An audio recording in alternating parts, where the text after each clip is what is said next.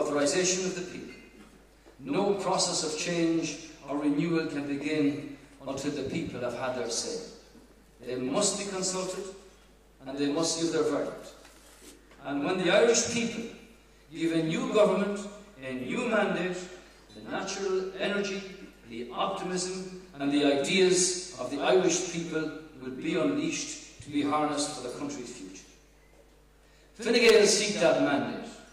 We seek that permission from the people. And let me confirm to you this evening that our party has done the hard work and is now ready to lead in restoring our country's fortunes.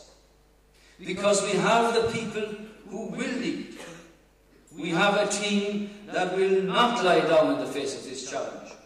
And most crucially, we have the plans. We will restore order and structure to the public finances. We will cut the budget deficit to 3%. And we will have that achieved by 2014. And Fine Gael will also present our own strategy, focused principally on jobs and growth. Next week, I travel to the US. I've got a pair.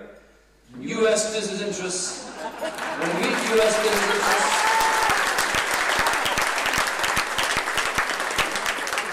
We'll meet US and Irish business interests to reinforce the message that this is a good country to do business in. And insofar as Fine Gael is concerned, we will promote and assist that concept actively in person and up front. And by the way, in government, you will not see Fine Gael increase corporation tax rates as sacrosanct as enshrined in the Liberated.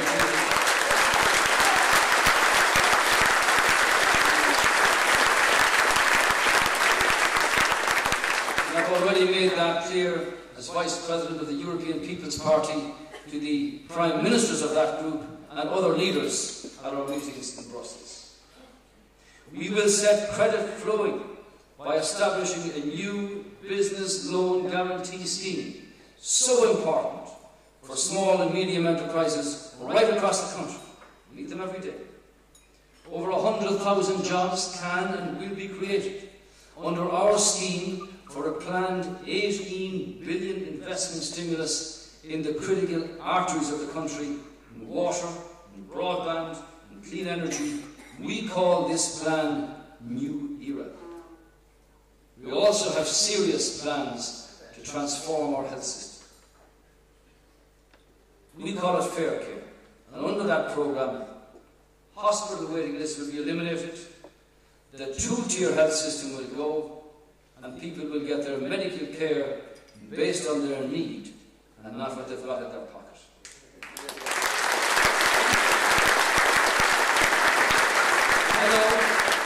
I know that people are cynical about politics, and if we want the public to take us seriously, then we have a responsibility to offer a new politics too. This needs political parties to show that they are serious themselves about change. And Fine Gael have published our radical proposals to reduce both the cost and the size of the political system and make it and demonstrate that it's fit for purpose for a country of our size, and I would be happy to lead that by example.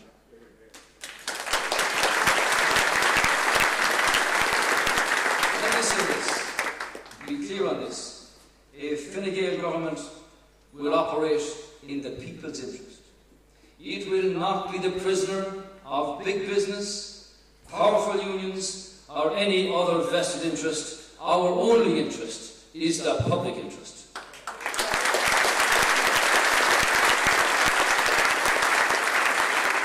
I know there will be those who doubt the people's capacity to fight back and to reclaim control of our own destiny and our own sovereignty.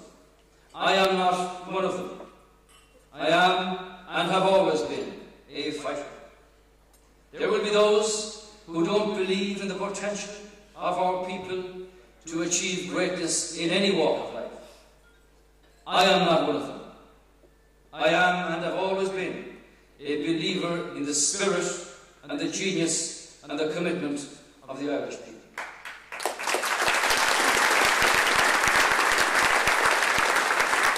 And there will still be others who want to give up because the burden has become too heavy and the road ahead too steep. I am not one of them, because I will never give up on our country, on our people, or on the dreams that we both share in that regard. So let's decide on one thing this evening. Let's decide on one issue. Let us look back on Black Thursday and recognise it not as an end, but as a beginning. A day when the Irish people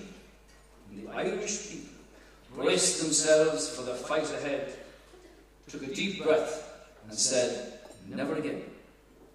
I regard those people as real patriots, and I stand with them in order to sort out this crisis. Our banks, our public services, our economy, and our politics all need change.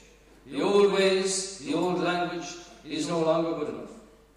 The struggle will be hard, and the challenges will be very diverse. But the prize, ladies and gentlemen, the prize is worth fighting for. We know the constriction up ahead. And the prize is a country that we can be proud of. A country that protects its vulnerable, that rewards hard work, that treats its people fairly, with dignity and with respect. It's a country that will cherish its young and will invest now in the future that they will inherit tomorrow. It's a country that prizes community and family ahead of economy, but recognises that both need to be nurtured. In my heart and in my head, I know that together we will succeed. I know we can do this, but we have to unite in our efforts to do so. All aspects of Irish life, all aspects of Irish society will play their part. Together, we will rebuild our country. Together, we will put pride back in the heart of every Irish man, woman and child. Together, we will succeed. Together, we will. Thank you very much for your attendance.